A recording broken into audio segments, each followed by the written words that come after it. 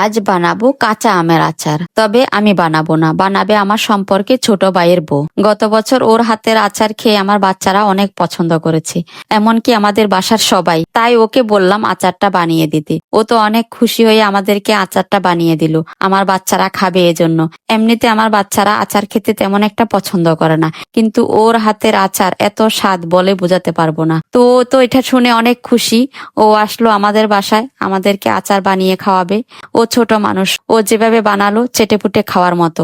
আচারের জন্য উপকরণ হিসেবে নিল গুড়, রসুন, চিনি, হলুদ, মরিচের গুঁড়ো, ভাজা জিরের গুঁড়ো, লবণ, পাঁচফোড়ন, শুকনো মরিচ, তেজপাতা। প্রথমে প্যানে তেল গরম করে দিয়ে দিল তেজপাতা, শুকনো মরিচ, নেড়ে চেড়ে দিয়ে দিল পাঁচফোড়ন। পাঁচফোড়ন হয়ে আসলে অর্ধেক থেতো করা রসুন দিয়ে দিল।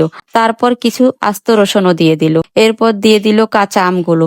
ভালো করে নেড়ে চেড়ে দিয়ে দিল লবণ, মরিচ ও হলুদের ও জিরের গুঁড়ো। ভালো করে নেড়ে ছেড়ে দিল। ভালো করে নেড়ে ছেড়ে দিয়ে দিল গুড়। এবার একটু চিনিও দিয়ে দিল। ভালো করে নেড়ে ছেড়ে ঢাকনা দিয়ে দিল। ঢাকনা উঠিয়ে বারবার নেড়ে ছেড়ে দিল। কষাতে কষাতে যখন শেষ পর্যায়ে এসে গেল, তখন ভিনেগার দিয়ে দিল। ভালো করে কষিয়ে নিল।